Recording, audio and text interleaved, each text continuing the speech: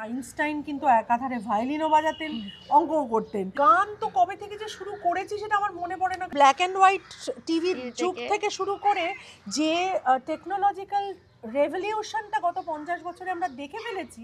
Italian super মডেলসরা, মানে যারা এখন মিস ইটালি হয়েছে, তারা র্যাম্পে হেঁটেছে, কলাকৃতি শাড়ি এবং dresses. I am a self taught artist. মা 2014-তে চলে গেছেন, আর কলাকৃতি শুরু হয়েছে 2019-এ। কাজ দাও কাজ দাও, কাজ নেই কাজ নেই। পলিটিসাইজেশন অফ শিল্প জগৎ, এই জিনিসটা আমি একেবারে মেনে নিতে পারি না। ইটিভিতে প্রত্যেকদিন রাত্রে একটা সময়ের পর থেকে ঘরে ফেরা গানটা চালানো হতো। টিভিতে প্রায় দিন আমরা বলতাম প্রায় ন্যাশনাল অ্যান্থেম বানিয়ে ফেলেছি ইটিভি। ইটিভি আমাদের তৈরি করেছে। তখন তো সোশ্যাল মিডিয়া বলে কিছু ছিল না, টেলিভিশনটাই মানুষের বিনোদনের মাধ্যম, শুধু তোমারই জন্য। Again ETV Bangla. পশ্চিমবঙ্গে একটা বিরাট সম্ভাবনা দেখতে পেয়েছিলাম। আমি তখন দেবুকে অ্যাসিস্ট করি, দেবজ্যোতি মিশ্র, তখন আমাদের বিয়ে হয়নি। আমি শুধু জানতাম যে আমি বকবক করতে পারি, আর আমার ক্যামেরার সামনে আলাদা কোনো আড়ষ্টতা নেই। ওটিটি আর টেলিভিশনের ব্যাপারটা যে এক নয়। আমি প্রচুর পড়াশোনা করেছি গান নিয়ে, মানে আমার থিওরিটিক্যাল নলেজ, যেমন বললাম না যে আমার মিউজ অবধি আমার ডিগ্রি আছে। রবি বন্দ্যোপাধ্যায়ের কাছে কত্থক শিখেছি। সিরিয়ালে গান গাইতে গেলে আমার দিনে 7টা করে অভিনয়ের অফার আসতো। দোনেনা এক কাহানি।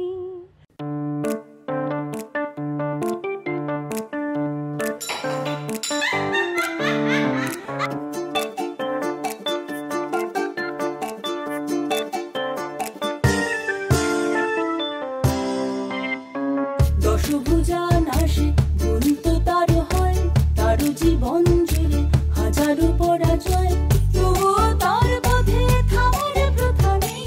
আবলে যায় সরে চলার খেয়ালে, সীমানা ভোলার দুরালাসে।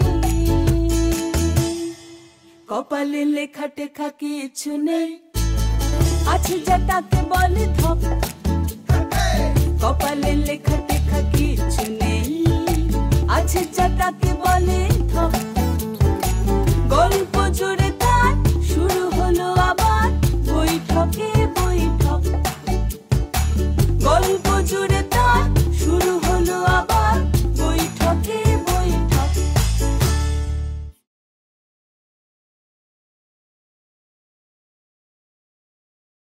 এই এপিসোডটি স্পন্সর্স হলেন অন্নপূর্ণা স্ন্যাক্স। ছায়া ঘনাইছে বনে বনে, গগনে গগনে ডাকে দেয়া। ছায়া ঘনাইছে বনে বনে, কবে নব ঘন বরিশনে, গোপনে গোপনে এলিকে ছায়া ঘনাইছে বনে বনে। Thank you so much. তুমি এতটা সময় আমাদের জন্য ধার্য করে যে আবার বৈঠকে আড্ডায় এলে, এবং এত সুন্দর লাগছে তোমাকে দেখতে। থ্যাংক ইউ 52 বছর বয়সে কার না এই কমপ্লিমেন্টটা পেতে ভালো লাগে? বয়সটা কেন বলবে বলো? তার 52টা বোঝা যাচ্ছে না, বিশ্বাস করো। ওটা তো আমার বেশি রং বলতে পারিস, যে আমি যে 52টা বললাম, তাহলে তুই বললি যে 52 বছর বয়সেও যে এরকম। না না, আমি সেটা কিন্তু বলিনি। আমি বলছি তুমি এত সুন্দর দেখতে ভালো লাগছে তোমাকে। আমাকে 62তেও লাগবে, আমি মনে মনে সেটাই মনে করি। একদম, আর রঙিন তো থাকতেই হবে, না হলে তো গানে রং দেবে কি করে? এবং তোমার কাপড়েও, জামা কাপড়েও রং হবে কি? রং হচ্ছে ভিতরে, একদম ভেতর থেকে যদি রঙিন না থাকা যায়। অরুণদারের আরেকটা গানের লাইন আছে জানিস তো, ভীষণ সুন্দর। বাইরে যে রং ধরা দিক, যেন ভুলো না রঙিন মন। মানে নীলার গান বলে একটা গান আছে, অরুণদাম আমার যে সব গানগুলো এরকম। এত মানুষের ভিড়ে যাবে, বেছে নেবে তুমি একজন, বাইরে যে রঙে ধরা দিক, যেন ভুলো না রঙিন মন। কি সুন্দর লাইন না? কি দারুণ, কি দারুণ। সত্যি মন রঙিন না থাকলে তো আমরা কিছু করতেই পারবো না, রং ভরতেই পারবো না। জীবনের রং যে কত জায়গায় কত রকম ভাবে ভরতে হয়, যখন গ্রে হয়ে যায় সেখান থেকে আবার কালার ভরতে হয়। চলে এসেছে তো, আমিও তোমার সাথে সাথে সিট্রাস রঙিন ড্রিঙ্ক, রঙিন ড্রিঙ্ক, কি মজা! আর খাবারটাও রঙিনই আসছে। গাম্বেরিতে ব্রুশেতা, তুমি নাকি ইটালি থেকে সদ্য ঘুরে এসেছো বললে এক্ষুনি আমাকে। হ্যাঁ, বিলেত ফিরত, আমি সদ্য মানে 1 বছর হয়ে গেল আর কি। আচ্ছা। তুই ব্রুশেটা বললি যখন, আমি তোকে টুক করে বললাম হ্যাঁ রে, আমি ইটালিতে ব্রুশেটা ইটালিতে আমি খুব ভালোবাসি ব্রুশেটা খেতে। থ্যাংক ইউ, ভীষণই ভালো। ভালো হয়েছে যে এটা একটা সিলেক্ট করেছি। এবং আরে আমি তো আবার বৈঠকে এই ব্রাঞ্চটাতে আসিনি কখনো, আজকে প্রথম। বাট যোধপুর পার্কটা তো পাড়া, তো যোধপুর পার্কে তো তোর ওখানে কতবার গেছি। আর তোমার ছেলের সাথে আমি জিম করি না হচ্ছে, মানে বেশ ইন্টারেস্টিং। তুমি দিয়ে জিজ্ঞেস করে মা ভালো আছে না, একদিন এসে বললো দিদি, বড়টা দিদি, খুব রিলিজিয়াস না এরকম করে দিদি দিদি, একদম রোগা চিকচিকে একটা ছেলে। হ্যাঁ আমি না পরমাদির ছেলে। আর যা পরমা, মানে পরমা বন্দ্যোপাধ্যায়ের ছেলে। আমরা পরমাদিকে আমি দিদি বলে, তুই আমাকে দিদি বলছিস, মানে এটা বেশ ইন্টারেস্টিং। তবে আমাকে আন্টি বললে আমি রেগে যেতাম। তোমার ছেলেও কত বড় হয়ে গেল বলো। সত্যি মানে জীবনটা ছোটবেলায় যদি আমরা রিক্যাপে চলে যাই, তাহলে একটু শুরু করি। বল কোথা থেকে শুরু করবি? তুমি কোথা থেকে শুরু করতে 52 চাও? বছর আগের থেকে শুরু করিস না, একটু মাঝামাঝি জায়গা যেখান থেকে তুমি কর। শুরু করতে চাও, রিক্যাপে চলে যাই। তুই বল না তোর স্কুল লাইফ কোথা থেকে, তুমি বর্ন অ্যান্ড ব্রট আপ কোথায়? একদম মানে যেখানে পাড়া, ওই পাড়াতেই, মানে যে বাড়িতে আমি এখন থাকি ওটা আমার পৈতৃক বাড়ি। ওই পাড়ার বলতে পারি সব থেকে পুরনো বাড়ি, 100 বছরের, একদম থানার পাশের যে একটা লম্বা কাসেল মতন একটা বাড়ি আছে, ওই বাড়িটাই আমাদের। তো ওই বাড়িতেই আমার জন্ম, ওই বাড়িতেই বড় এখনো। বাহ, তাহলে তো বেশ ভালো। তোমার ভিটে একই আছে, বদলায়নি? হ্যাঁ, ভিটে টেম্পোরারি একটা সময় একটু বদলেছিল, আবার ব্যাক টু আর কি নিজের বাড়ি। নিজের বাড়ি। হ্যাঁ। তারপরে স্কুল কোথায়? স্কুল হচ্ছে পাঠ্যভবন। ওই স্কুলে আমার ইনফ্যাক্ট ইনসিডেন্টালি আমার বড় ছেলে ওই স্কুল থেকেই পাশ করেছে। তো পাঠ্যভবন থেকে মোটামুটি ক্লাস 10 পাশ করেছি। 11-12-এ আমার একটু ইচ্ছে হয়েছিল যে একটু অন্য স্কুল এক্সপ্লোর করে দেখব। তো পাঠ্যভবনের রাইভাল স্কুল বলতে তোর কোন নামটা মনে পড়ে? আমাকে আমার পাঠ্যভবনের বন্ধুরা বললো যে এরকম গদ্দারি কি করে করলি, যে তুই ক্লাস 10 অবধি পাঠ্যভবনে পড়ে তুই 11-12 সাউথ পয়েন্টে চলে গেলি। এই বাবা, সত্যি তাই? হ্যাঁ, মানে তোর এতটা অধঃপতন হলো কি করে? তো ব্যাপারটা খুব সিম্পল। ব্যাপারটা হচ্ছে, আমি এখন যতই শাড়ি পরি এবং লোকজনকে ভীষণ সুন্দর সুন্দর শাড়ি পরে সাজাতে পছন্দ করি, কলাকৃতি, এটা যারা আমার সাথে রোজগারি গিন্নি করেছে তারা খুব ভালো করে জানে যে আমার কিন্তু এই শাড়ি ফেসটা জীবনে এসেছে অনেক পরে। বলতে পারিস 30 বছর পার করে আমার জীবনে এই শাড়ির প্রেমটা এসছে এবং শাড়ি পরার ইন্টারেস্টটা এসছে। তার আগে আমি সারা জীবন মোটামুটি জিন্স আর কুর্তি আর টি-শার্ট আর ফ্রক পরিয়ে রাখে। ফ্রক পরেছি ক্লাস 10 অবধি। পাঠ্যভবনে 11-12 এর শাড়ি পরা কম্পালসারি ছিল। এখনো বোধহয়, এখন আমরা অনেক চেষ্টা করেছিলাম আন্দোলন করে যে সালোয়ার কামিজটাকে ঢোকানো যায় কিনা 11-12-এ। হ্যাঁ, এখন বোধহয় সেটা হয়েছে। তো আমরা সেই আন্দোলনটা শুরু করেছিলাম, কিন্তু আন্দোলনটা প্র্যাকটিক্যালে কনভার্ট করতে পারিনি। আর ওই শাড়ি পরে না ভিড় বাসে ওঠানামা করা আমার পক্ষে সম্ভব ছিল না, সত্যি কথা। তো সেই জন্য আমি ভেবেছিলাম যে শাড়ি ইউনিফর্ম নেই এরকম একটা কাছাকাছি, মানে আমি কোন অপশানে সাউথ পয়েন্টে গেছি সেটা শুনলে সবাই হাসবে। নম্বর ছিল সেরকম যে সাউথ পয়েন্টে ঢুকে যেতে পারি অঙ্ক টঙ্ক নিয়ে, ওই ইকো ম্যাথস কম্বিনেশন যেটা থাকে আর কি, আর্টস কিন্তু অঙ্ক আছে সেই রকম, জিওগ্রাফি, ইকোনমিক্স, রাইট। তো সেইটা নিয়ে পেয়ে গেলাম একবার এই পাঠ্যভবনে। ফলে আমার বাড়ির থেকে দূরত্ব, আসা যাওয়া, এই সমস্ত লজিস্টিক্সগুলো সেম থাকলো। আর সাউথ পয়েন্টে ওই 11-12-এ স্কার্ট ব্লাউজ ইউনিফর্ম ছিল। তো সেই জন্য এটাই হচ্ছে আমার অ্যাকচুয়ালি স্কুল চেঞ্জ করার কারণ। ও হ্যাঁ, আরেকটা ছোট কারণ আছে, সেটা হচ্ছে যে অঙ্কের সঙ্গে মিউজিক, আমার ছিল মিউজিক 4th সাবজেক্ট। আমার কম্বিনেশনে ম্যাক্সিমাম লোক না 11-12-এ, আচ্ছা মানে গানটা তো সবসময় সঙ্গে সঙ্গে চলেছে, এবার অ্যাডিশনাল মিউজিক ছিল। ভাবলাম কি যে কারিকুলামের মধ্যে যদি মিউজিকটা না থাকে তাহলে না মিউজিকটা ঠিক মতন চর্চাটা ঠিক থাকবে না। আমাদের ব্যাপারটা হচ্ছে বাড়িতে, মধ্যবিত্ত বাঙালি বাড়িতে পড়াশোনাটাকে এমন, এখন একটু কম হয়েছে, কিন্তু আমাদের সময় না ভীষণ গাঁতি, মানে পৃথিবী একদিকে, তোমার রেজাল্ট একদিকে, ডিগ্রি। তো সেই জন্য ওই মানে গানটা কারিকুলামে থাকলে আমি জানি যে ওটাও লেখাপড়ার মতো সিরিয়াসলি করতে হবে, কেন যে মাধ্যমিকে না উনি মাধ্যমিকে তো ছিল মাধ্যমিকে আমি তো অ্যাডিশনাল মিউজিক ছিল, ছিল আমি না, তো আমারও হাইস্ট ছিল। পেয়েছিলাম ওটাতে বোর্ডে। আর 11-12 আমার ওই অঙ্ক টঙ্কর সঙ্গে একটা ফোর্থ সাবজেক্ট মিউজিক ছিল। মুশকিল আছে আমার স্কুল পাঠ্যভবন ওই অঙ্কর সঙ্গে ম্যাথস দিচ্ছিল না, যদিও আমি তাদের অনেক বোঝানোর চেষ্টা করছিলাম যে আইনস্টাইন কিন্তু একাধারে ভায়োলিনও বাজাতেন অঙ্কও করতেন, কিন্তু পাঠ্যভবন যেটা দেয়নি, বলছে এটা পিওর আর্টস, এটা পিওর আর্টস না, এটা ইত্যাদি ইত্যাদি। সাউথ পয়েন্ট সেটা দিয়েছিল। আচ্ছা that is one more reason যে আমার এই মাইগ্রেশনটার জন্য, যেটার জন্য আমার পাঠ্যভবনের বন্ধুরা অনেক দিন আমাকে একটু মানে ব্রাত্য করে রেখেছিল। ব্রাত্য করে, পরে আবার তাদের সাথে যোগাযোগ হয়ে ওই সব স্কোর্স সেটেল হয়ে গেছে। গানটা কবে থেকে শুরু করলে? গান তো কবে থেকে যে শুরু করেছি সেটা আমার মনে পড়ে না কেন, যবে থেকে জন্মেছি। কে শেখালো, মানে মা না বাবার ইচ্ছে ছিল?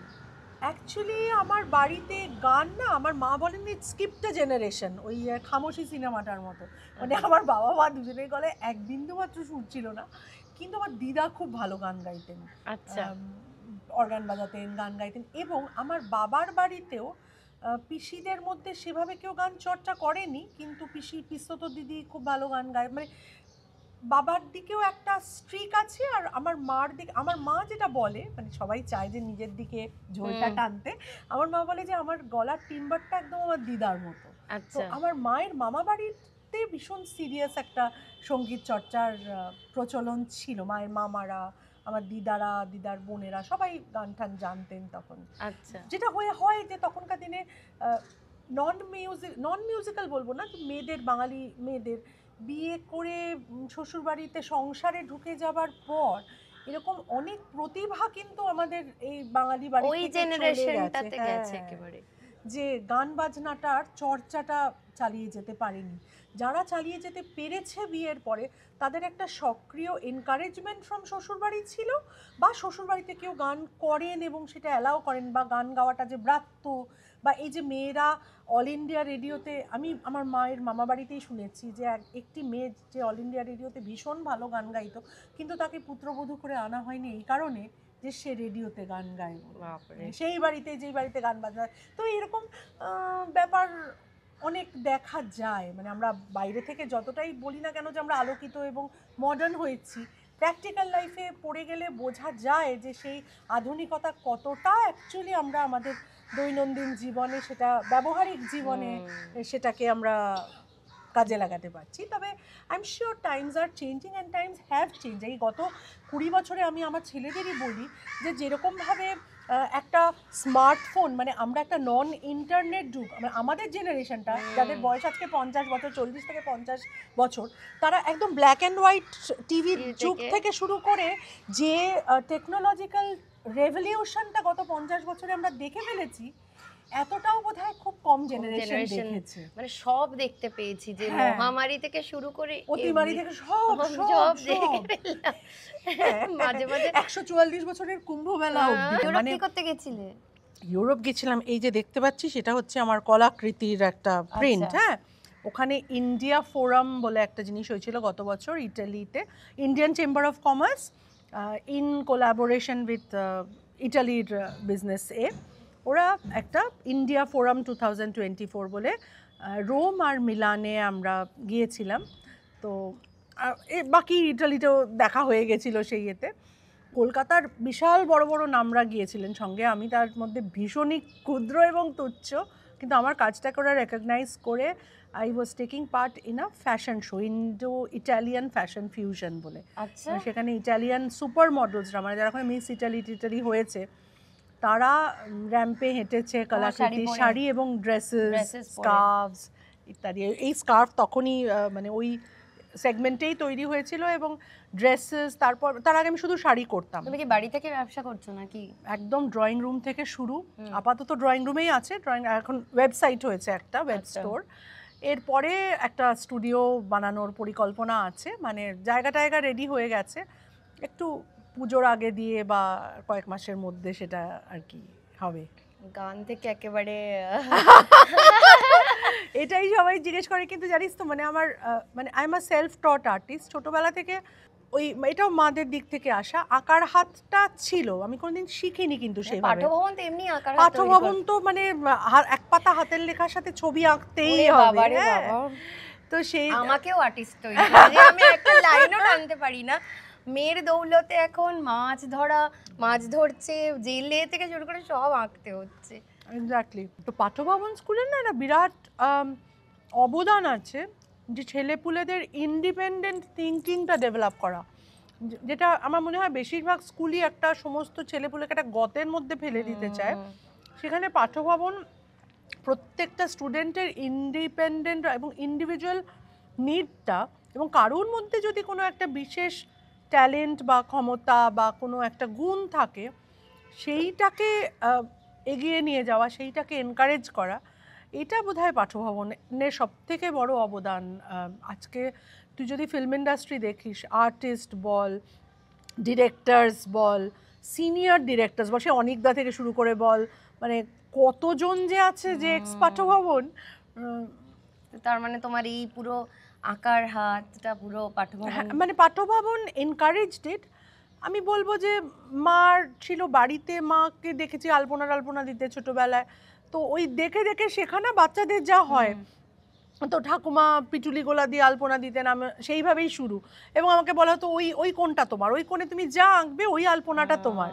তো এরকম ভাবে একা না ভাই বোন আছে? আমি একাই। আচ্ছা। তো সব সময় ছবি, আর আমরা বেড়াতে গেলে ছোটবেলা, যেহেতু ভাই বোন নেই, আমি কিন্তু কোনোদিন কিছু মিস করিনি, বিকজ আমার সাথে সবসময় একটা ড্রয়িংয়ের বই আর একটা ক্রেয়নের সেট যেত যেখানেই বেড়াতে যেতাম। তো এটা আমার ছিল যে I always like to sketch, and কেউ যদিও শেখায়নি, মানে তথাকথিত আঁকার স্কুলে তো শিখিনি, কিন্তু এখন ভাবলে দেখি যে এই পাঠ্যভবনে আমাদের যারা ক্রাফট টিচার ছিলেন না, আমি তিনজনের নাম বিশেষভাবে করব। একজন হচ্ছেন সুমিত্রা নারায়ণ, আমাদের ক্রাফট টিচার ছিলেন হাই স্কুলে, তিনি শ্যাম বেনেগালের বোন, এবং তার কাছে অসাধারণ কিছু ক্রাফটের এস্থেটিক্স অ্যান্ড টেকনিক্স শিখেছি বলতে নর্মাল স্কুলের যেরকম আর্ট ক্লাস হয় সেই কোনো স্পেশাল ক্লাস কিছু নয়, কিন্তু ওইখানেই যে মানে বলে না মাস্টার যদি একটা দাগও টেনে দেয় বা একটা আঁচড় কাটতেও শিখিয়ে দেয়, তুমি যেটা শিখবে সেটা একটা দারুণ বিদ্যা। তো that's a life time experience. তুমি কখন শিখছো তুমি জানো না, কিন্তু ওই শেখা তোমার সারা জীবন কাজে লেগে যাবে। হ্যাঁ, তো আমাদের পাঠ্যভবনের ক্রাফট ক্লাসে আমাদের leather, lino cut, litho cut, wood cut, printing, এই সমস্ত শেখানো হতো। তো আমরা এগুলো তো ছোটোবেলায় শিখেছি। তারপর 9-10-এ মনে হয় এখন ভীষণ প্রখ্যাত artist Arunima di, Gautam da, Arunima di, they joined as a couple as art teachers আমাদের হাই স্কুলে। অরুণিমা দির এখন তো কলকাতায় মানে কেসিসিতে কি বিরাট এক্সিবিশন চলছে গত 1 মাস ধরে। অরুণিমা চৌধুরীর নাম এই মুহূর্তে সবাই জানে। তো অরুণিমাদির কাছে ওনারা ছিলেন আমাদের আর্ট অ্যান্ড ক্রাফটের টিচার। তো কোথা থেকে কি শিখেছি, এবং আমার মার না একটা ভীষণ সূক্ষ্ম এস্থেটিক সেন্স ছিল। এই যে ধরো ব্লক প্রিন্টিং, এটার প্রতি আমার একটা ছোটোবেলা থেকে একটা ইন্টারেস্ট হয়েছে থ্রু মাই মাদার। এই যে আজরাক প্রিন্ট, মানে আমরা আজরাককে যে আজরাক বলে আমরা সত্যি কথা জানতাম না, কিন্তু আমাদের ছোটোবেলায় টেবিল ক্লথ, বাড়ির পর্দার কাপড়, মা যে ছাপা শাড়ি পরে রোজ কলেজে যাচ্ছেন, মা কলেজে পড়াতেন, তো সেগুলো তো ওই বাগরু প্রিন্ট, সাঙ্গানের, আজরাক, মানে ওটাকে যে আজরাক বলে সেটা আমি অনেক পরে মানে হালে জেনেছি আর কি। কিন্তু ওই রকমই আমাদের বাড়িতে দৈনন্দিন ব্যবহারের জিনিসপত্র, যা আমার মা পর্দার কাপড় থেকে শুরু করে বেড কাভার থেকে আরম্ভ করে নিজেদের পরা জামা কাপড়, আমাদের ছোটোবেলায় রেডিমেড জামা কাপড় ছিল না, ফলে মারা কাপড় কিনে দর্জি দিয়ে জামা বানিয়ে দিতেন, দর্জি আসতেন আমাদের বাড়িতে। হ্যাঁ, তো যেগুলো পরেছি ছোটোবেলা থেকে, সে কোথা থেকে মা মাশরুর কাপড় কিনে তাই দিয়ে সালোয়ার বানিয়ে দেন। আমার মা কলেজে পড়াতেন, এবং আমি সারা জীবন শুনেছি যে আমার মা আর মার বেস্ট ফ্রেন্ড, এই পাড়াতেই তিনি থাকেন, দুই বন্ধুর খুব ইচ্ছে ছিল যে তারা একটা বুটিক খুলবেন। মানে এটা আমি সারা জীবন শুনে এসেছি। দেখে গেছেন তোমার বুটিক? না, মা 2014-তে চলে গেছেন, আর কলাকৃতি শুরু হয়েছে 2019-এ।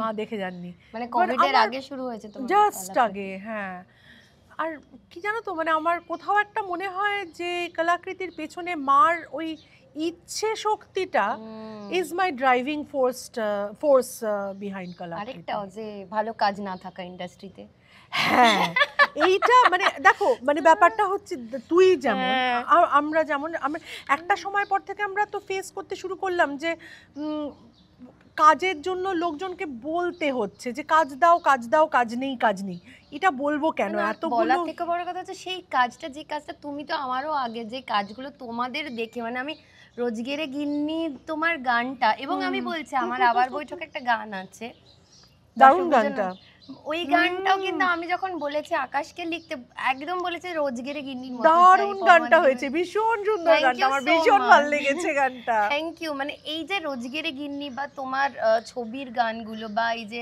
ঘরে ফেরার গান, এই গানগুলো যখন আমরা শুনেছি বা যেভাবে বড় হয়েছি, বা ধরো তখন ইয়েটা হচ্ছে মানে ব্যান্ড তৈরি হচ্ছে, তোমরা যে সময়কার, সেই সময়টা তো আর মানে আমার ধারণা 11-12 থেকে চলে যেতে শুরু করলো।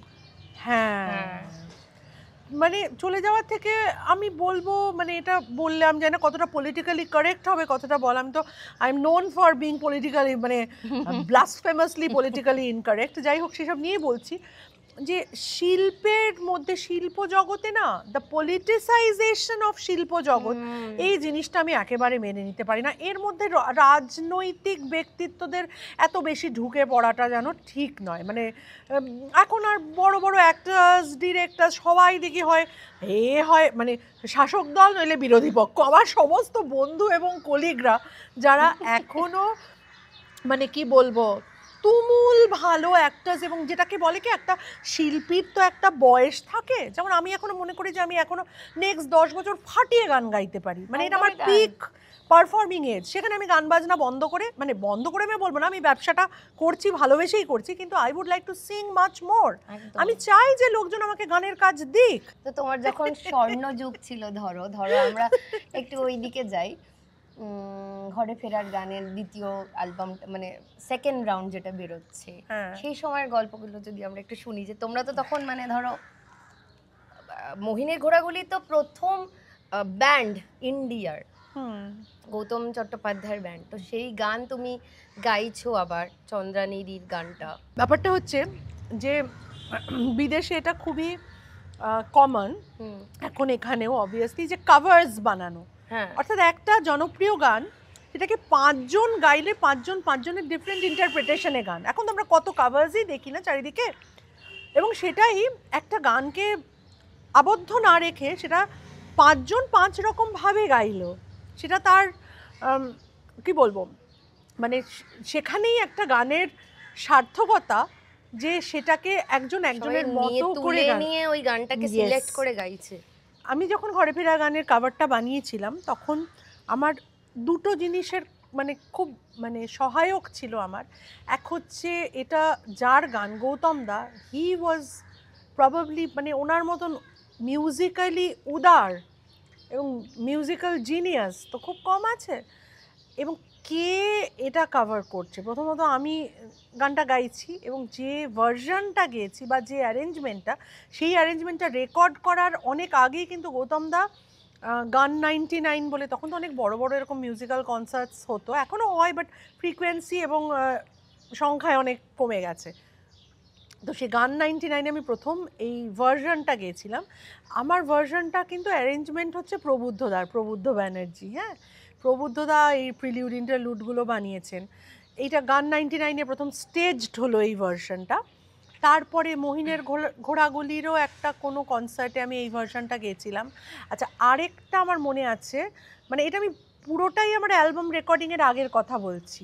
2000 সালের ফেব্রুয়ারি মাসে যখন গৌতম দা জীবিত, সেই সময় অঞ্জন দা ইটিভির জন্য কিছু একটা প্রোগ্রাম বানিয়েছিলেন, যেটাতে নতুন শিল্পীদের গান গাইবার সুযোগ ছিল, এবং সেই গানটা ওদের শুটিংয়ের প্রয়োজনে আমাদের একটা রেকর্ডেড গান, যেটার উপর লিপ দিয়ে শুটিংটা হবে, তখন যেমন হতো সেই ব্রেস ব্রিজের তালায়, তখন আমি আমার মনে আছে স্টুডিওতে এই ভার্সনটা ঘরে ফেরার গানের রেকর্ড করলাম এই প্রবুদ্ধদার অ্যারেঞ্জমেন্টে। দিস ওয়াজ 2000-এর, কেন আমার মনে আছে আমার বাবা তখন সদ্য প্রয়াত, অ্যান্ড বাবার তখনও কাজ হয়নি, মানে ওই 10 দিন 12 দিন যেটা যায় না ওই সময়টার মধ্যে, কাজ তো কাজের মতো চলে আমাদের জানিস একদমই, তো তার মধ্যেই তারাতলায় রেকর্ডিংটা হয়েছিল। তো ওই রেকর্ডিংটাই কিন্তু মানে পরে যখন ঘরে ফেরার গান অ্যালবাম বেরোয় এই রেকর্ডিংটাকেই ব্যবহার করা হয়েছে, নতুন মিউজিক্যাল অ্যারেঞ্জমেন্ট দিয়ে। এবং সেটা যখন ইটিভিতে প্রায় দিন আমরা বলতাম প্রায় ন্যাশনাল অ্যান্থেম বানিয়ে ফেলেছে ইটিভিতে প্রত্যেক দিন রাত্রে একটা সময় পর থেকে ঘরে ফেরা গানটা চালানো হতো। কত মানুষ যে শুনেছেন এবং আমি কতটা কৃতজ্ঞ একটা টেলিভিশন মাধ্যমের কাছে এটাকে জনপ্রিয়তা দেওয়ার জন্য। ইটিভি আমাদের তৈরি করেছে, মানে ইটিভি বাংলা ছাড়া একটা গোটা প্রজন্মের শিল্পী, আর্টিস্ট, মিউজিশিয়ান আমাদের মানুষ মানে এত সুন্দর সুন্দর নন ফিকশন প্রোগ্রাম। বাবা আজকে বল হাংমাউ খাও সরি তোমার রোজগেরে গিন্নিটাই তো ইটিভি যেটা প্রথম মেলা যে শুরু করলো হট্টো মেলা, কি দারুণ। ওরে বাবা হট্টো মেলা গ্রামে গঞ্জে গিয়ে সে এক মাস ধরে একটা কার্নিভাল অ্যাঙ্কার বানিয়ে দিয়েছিল বলো। হট্টো মেলা রোজগেরে গিন্নি, লোকেদের সাথে দেখা করা, গিয়ে কথা বলা। এবং হট্টো মেলা আমিও গেছি জেলায় 2006 বা 7 হবে না হট্টো মেলা শুরু হলো 2002 থেকে 2002 থেকে 7-8 পর্যন্ত তো আমি করেছিলাম, প্রত্যেক বছর হতো। কি মজা। ওরে বাবা সে মেদিনীপুরে আমার মনে আছে হট্টো মেলা হচ্ছে তোমাদের উপর ঝাঁপিয়ে পড়তো লোকের, মানে ক্রেজিনেস কাকে বলে। কেন একটা জিনিস বুঝতে হবে, তখন তো সোশ্যাল মিডিয়া বলে কিছু ছিল না, টেলিভিশনটাই মানুষের বিনোদনের মাধ্যম এবং টেলিভিশনটা তখন ভীষণভাবে গ্রামে গঞ্জে পৌঁছচ্ছে। তো ওই যে মানুষের একটা কানেক্ট, গ্রাসরুট লেভেলে কানেক্ট করা, ওইটার যে পাওয়ার এখন যেটা সোশ্যাল মিডিয়ার হয়েছে, এখন এই পাওয়ারটা সোশ্যাল মিডিয়ার হাতে। তো কিন্তু সেটাই তো। প্রথম কোন গানটা তোমার হিট করেছিল? হিট যদি বলিস আমি বলবো যে গান হিসেবে সিরিয়ালের গান। কেন আমি তখন সিরিয়াল বলতে পারিস রোজগেরে গিন্নির গান, শুধু তোমারই জন্য, আগেন টিভি বাংলা, শুধু তোমারই জন্য টাইটেল। বড়মাদি শুধু তোমারই জন্য গানটা সেই ছোটবেলা তখন আমি শহরের উষ্ণতম দিনে বুকে হিমের হাওয়া হেমন্তের হাট, দরজায় জানালায় অবিরাম প্রেমের আঘাত, আমি এসেছি আমি শুধু তোমারই জন্য, শুধু তোমারই জন্য। আগেন ইটিভি বাংলা কি দারুণ হতো বলো। মানে বাংলা বিনোদনের চ্যানেল, মানে ইয়েতে ছোটদের ম্যাগাজিন টাইপের, মানে প্রেমের গল্প একদম, মানে প্রতি রোববার বিকেলবেলা প্রেমের গল্প 5টা না 5:30টার সময় হতো। মানে এরকম একটা ম্যাগাজিন যে আমাদের প্রশ্ন যে এই ছেলেটার প্রেমে পড়বো কি পড়বো না, প্রেম আসবে কি আসবে আর কেন বলো তো, আমি তো তখন সেই বয়স দিয়ে যাচ্ছি একদম। তো এইটা আমার কাছে পুরো মনে হতো ম্যাগাজিন খুলছি প্রত্যেক দিনের একটা এপিসোড। প্রত্যেকটা দেখ আমি বলবো যে ইটিভি বাংলা চ্যানেল সেই সময় দাঁড়িয়ে একটা মানুষের বিনোদনের ক্ষেত্রে যা যা উপকরণ দরকার, fiction, mythological, informative, non fiction, game show, horror, তোর মনে আছে কিনা জানি না, আমি করেছি একটা ইপসিতা রায়চৌধুরীকে নিয়ে একটা হয়েছিল, তারপর আরো হয়েছিল। তারও আগে আমি তোকে বলছি আমাদের গৌতম গুপ্ত, এখন মারা গেছেন গৌতম দা অসাধারণ একটা ভূতের সিরিজ করেছিলেন ওই ইটিভি বাংলারই, নামটা অলৌকিক মোস্ট প্রবাবলি, এবং সেইখানে আমার এখনো মনে আছে সচিব বলে একটা গল্প ছিল, যেখানে এই সুদীপ্তা বিদীপ্তাদের বাবা, যাকে আমরা মানে সবাই চিনি, মানে বিখ্যাত নাট্য ব্যক্তিত্ব বিপ্লব কেতন চক্রবর্তী, ওর অভিনয় করা ওই সচিব ক্যারেক্টারটা মানে আমার কতদিন আগে দেখা, এখনো আমার চোখে ভাসে। মানে হরর, থ্রিলার, কত রকম জনরা ছিল। সত্যি টিভি বাংলাকে আমরা খুব মিস করি, এবং যারা কাজ করেছে পিছনে, শ্যামদা, তারপরে যারা যারা ছিলেন তারা। আরেকটা জিনিসও বলবো, সেই সময় দাঁড়িয়ে একটা গোটা জেনারেশনের, মানে এই যে নীতিশদা মানে হচ্ছেন আমাদের নন্দিতাদির হাজবেন্ড, যিনি ইটিভির রামোজি ফিল্ম সিটিটা যিনি মানে যার হাতে তৈরি, নীতিশ রায়, হ্যাঁ, বম্বে তথা ভারতবর্ষের বিখ্যাত আর্ট ডিরেক্টর, এবং তার হাতে কিন্তু এই গোটা ফিল্ম সিটিটা তৈরি, রামোজি ফিল্ম সিটি। ওই সময় নীতিশ দা কলকাতার যত ছাত্র আর্ট কলেজের স্টুডেন্ট ছিল, একটা গোটা জেনারেশনকে কিন্তু উনি প্রায় 10 বছর মতো, মানে অনেক দিন ধরে তো এই ফিল্ম সিটিটা তৈরি হয়েছিল, এবং ফিল্ম সিটির একটা সেটের কাজ, ওখানে কত ছবি, মানে সারা দক্ষিণ ভারত এবং বলিউডের কত ছবি ওখানে শুটিং হয়েছে। হ্যাঁ, এখনো হচ্ছে। তো এইটা কিন্তু আমাদের ইন্ডাস্ট্রিটাকে একটা বিরাট পুশ দিয়েছিল। এগুলো কতজন মানুষ আজকের জেনারেশনের ছেলেমেয়েরা জানে আমি জানি না, কিন্তু সেই দিন আজকে দাঁড়িয়ে লুকিং ব্যাক আমার মনে হয় ওই 1995 থেকে 2005-06 এই যে একটা পিরিয়ড ছিল, সেই সময়টা আমরা যখন গ্রো করছি, ওরা একদমই ছোট, তখন তো স্কুলে টুলে পড়ে, আমরা তখন পশ্চিমবঙ্গে একটা বিরাট সম্ভাবনা দেখতে পেয়েছিলাম, বিশেষ করে শিল্প জগতে, শিল্পী জগতে হয়েও ছিল। মানে একটা রেভলিউশন কিন্তু এমনি এমনি হয় না, অনেক কিছু নিয়ে হয়। তো এই যে আমরা, কারণ আমার মনে আছে ওই সময়টা তো আমি স্কুল কলেজ পাশ করে বেরোচ্ছি, আর শোন আমাদের মতো বা আমার মতো স্টুডেন্টদের, আমি কিন্তু একটা ইউনিভার্সিটিতে ফার্স্ট হওয়া স্টুডেন্ট। হ্যাঁ, তো আমি ক্যালকাটা ইউনিভার্সিটি স্টুডেন্ট, আমি লেডি ব্রেবন কলেজে পড়তাম।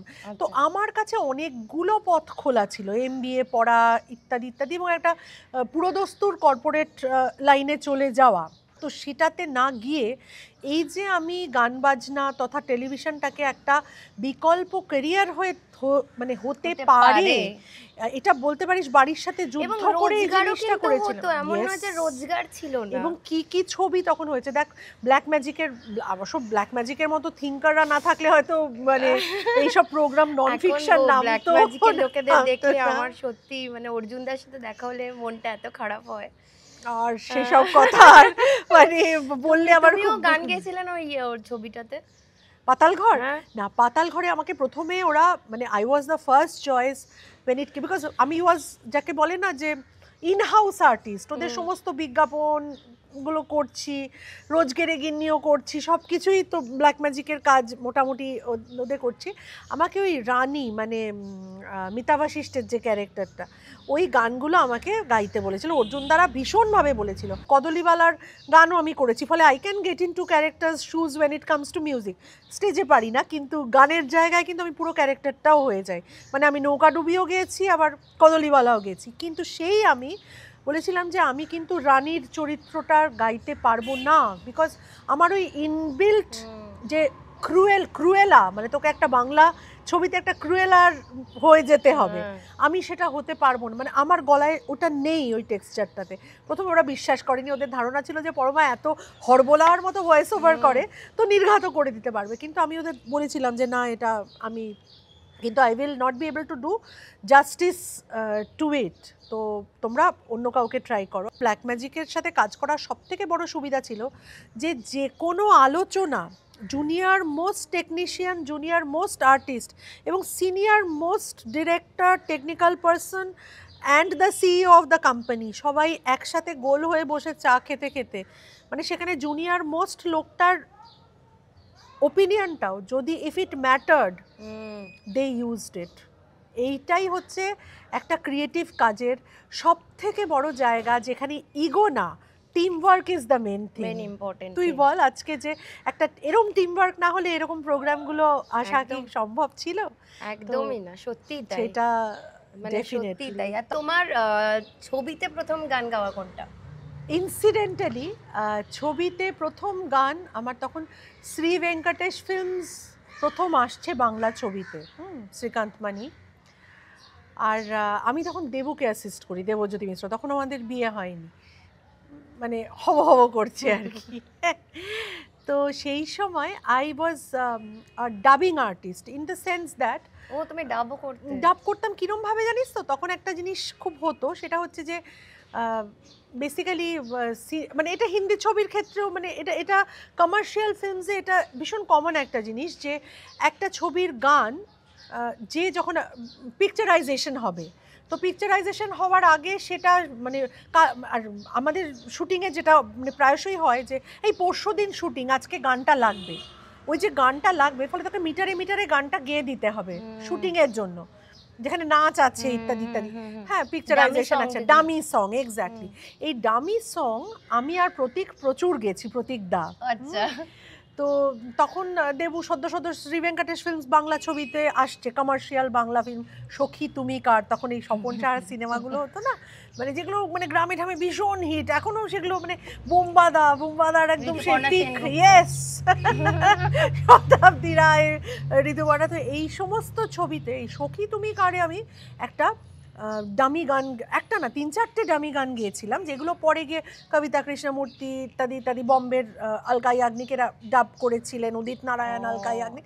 কিন্তু একটা গান, এটা আমি বলবো যে প্রডিউসার হিসেবে শ্রী ভেঙ্কটেশ ফিল্মস, এখন সবাই জানেন তাদের নাম, শ্রীকান্ত মানি, আমরা মোটামুটি সমসাময়িক এবং সমবয়সী, তো সেই জায়গা থেকে বলছি ওদের মধ্যে আমি যে সাহস এবং এই যে প্রডিউসার, যে রক্তে প্রডিউসার যেটাকে বলে, যে প্রডিউসার কিন্তু ট্যালেন্ট বের করে আনতে পারে এবং যেখানে ট্যালেন্ট দেখে সেখানে তার কত বড় নাম আছে কি নেই, বা তাকে আজকে কেউ চেনে কি চেনে না, এইটা বুঝতে পেরে যে না আমরা এই গানটা রাখবো।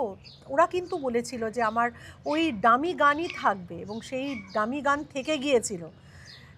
এবং যেহেতু একটা ছবির কমার্শিয়ালি ভাইবল করার ক্ষেত্রে তখন তো এই সমস্ত ডিজিটাল অডিও হতো না, তখন ক্যাসেট বেরোতো, হ্যাঁ, এবং গ্রামে ঠামে লোকে ক্যাসেট কিনতো, সিডি কিনতো, তো ক্যাসেট যখন বেরোবে তখন একটা বম্বে আর্টিস্ট থাকা দরকার। তো আমার মনে আছে আমার গানটার সঙ্গে হরিহরনজি ছেলেদের পোর্শনটা ডাব করে মানে করানো হয়েছিল ওনাকে দিয়ে পরে। মানে কোন ছবিটা বলে, সখী তুমি কার? হ্যাঁ, সেই সময় না স্বপন দা মানে স্বপন সাহার সমস্ত ছবিতে একটা প্রশ্ন থাকতো, বাবা কেন চাকর, স্বামী কেন আসামি, সখী তুমি কার। আমার মনে আছে সখী তুমি কারে গান টান রিলিজ করলো, ওটা বোধহয় সম্ভবত দেবুরও প্রথম কমার্শিয়াল ছবিতে গান করা, যে গানটা গেয়েছিলেন, হ্যাঁ, মানে ইট ওয়াজ আ ডুয়েট রোমান্টিক সং, মানে হরিজির ওপর কি হয়েছিল আমি তাই ভাবছি। না গানটা মানে সুন্দরই ছিল, যদিও আমি এখন গানটা গাইতে হ্যাঁ। চাই না, কিন্তু গানটা ভালো ছিল, ছবিও হিট করেছিল, তো সেই সময় বেশ হিট ছিল। হ্যাঁ, মানে দেখ সব পুরো ব্যাপারটা হচ্ছে যে ইন্ডাস্ট্রিকে কিন্তু পুরো তুলেছিল অ্যাবসলিউটলি। সেইখানে দাঁড়িয়ে আমি যে কারণের কথাটা বলছি যে সেই সময় দাঁড়িয়ে শ্রী ভেঙ্কটেশ ফিল্মসের বাংলা ছবিতে অবদান এবং শ্রী ভেঙ্কটেশ ফিল্মসের পুরো গোটা পরিবারটা, মানে আজকে তো ওরা একটা ইন্ডাস্ট্রি, বাট সেদিন তো ওরা একটা মানে ছোট কোম্পানি বলবো, মানে ওরা তো সেই রাখি ব্যবসা বা ট্র্যাডিশনাল ফ্যামিলি থেকে এসে স্টিকার টিপ রাখি ব্যবসা, সেখান থেকে তারা বাংলা ছবি করতে চাইছে। মানে আমার যখন প্রথম শ্রীকান্ত মানির সাথে আলাপ হয় তখন they were the distributors of the Hindi movie Khamoshi, এবং আমি প্রথম দিন থেকে দেখেছিলাম যে ওরা না মিউজিক্যালি ভীষণ রিচ, এই দুজন বন্ধু, এরা মিউজিকটা এত ভালো বোঝে এবং there is so much music in them যে ওদের সমস্ত ছবিতেই Hindi Bangla music has always been a very strong part in their films. একদম ওদের ছবিগুলোর গানগুলো সব সময়, প্রত্যেকটা ছবির গান, মানে ঋতুদার ছবিতেও কিন্তু গানগুলো এবং এটা নিয়ে তো অনেক সময় ছিল যে ঋতুদাকে ছবিতে গান ব্যবহার করতে দিতে হবে, সমস্ত ছবিতে খালি গান ব্যাকগ্রাউন্ডে ব্যবহার হবে আর সামনে হিরো হিরোইন প্রচন্ড ঝগড়া করে যাবে, নইলে কথা বলে যাবে, মানে ঋতুদাকে গান ব্যাকগ্রাউন্ডে থাকবে কি থাকবে না, এত বড় গান রেকর্ড করে তারা এইটুকুনি ব্যাকগ্রাউন্ডে কোথা দিয়ে এসে ভেসে কোথায় বেরিয়ে চলে গেল, সেইটা না করে যে বেশ গানটা গানের মতো থাকবে, এই জায়গায় আমাদের আনতেও কিন্তু যথেষ্ট যুদ্ধ করতে হয়েছে। তখন অ্যাসিস্ট করো তুমি দেবুদাকে? হ্যাঁ, মানে দেবুকে আমি মোটামুটি কিন্তু খুব মানে অনেক দিন অবধি অ্যাসিস্ট করে গেছি, যতদিন না আমার রোজগেরে গিন্নিটা একটা ফুল ফ্লেজেড জায়গায়, মানে ওইটা হবার পর থেকে আমার পক্ষে টাইম দেওয়া খুব অসুবিধা হয়ে গিয়েছিল। তো মানে ওই আর কি, আমাদের তো কোনো জিরো ব্যাংকিং নিয়ে একটা মেগা সিরিয়াল শুরু হয়ে গেল রোজগেরে গিন্নি, যেটা প্রডিউসারদের প্ল্যান ছিল যে উইকে 2 দিন আমাদের টেলিকাস্ট হবে, সেটার পাইলট এপিসোড দেখে ইটিভি বলে দিল যে আমরা 5 দিন, মানে তখনকার দিনে অ্যাঙ্কারিং করতে তোমার প্রেজেন্ট মানে এইভাবে, এটাও তো নতুন একটা জব। অ্যাকচুয়ালি অ্যাঙ্কারিংটা আমার কোনোদিন অ্যাঙ্কারিং মতো মনে হয়নি, তার কারণ হচ্ছে যে আই ওয়াজ আ কমপ্লিটলি কী বলবো, এত আনকোড়া ছিলাম যে ক্যামেরার সামনে কথা বলতে গেলে যে ক্যামেরার দিকে তাকাতে হয়, লুকচিট করা, মানে কিছুই আমি জানতাম না। আমি শুধু জানতাম যে আমি বকবক করতে পারি আর আমার ক্যামেরার সামনে আলাদা কোনো আড়ষ্টতা নেই। তো এই বোধহয় গুণটা ওরা দেখেছিল অবজার্ভ করে। এবং আরেকটা ব্যাপার হচ্ছে যে আমি একটা সাংঘাতিক স্ট্রং ডিরেক্টোরিয়াল টেকনিক্যাল টিমের সঙ্গে কাজ করছিলাম।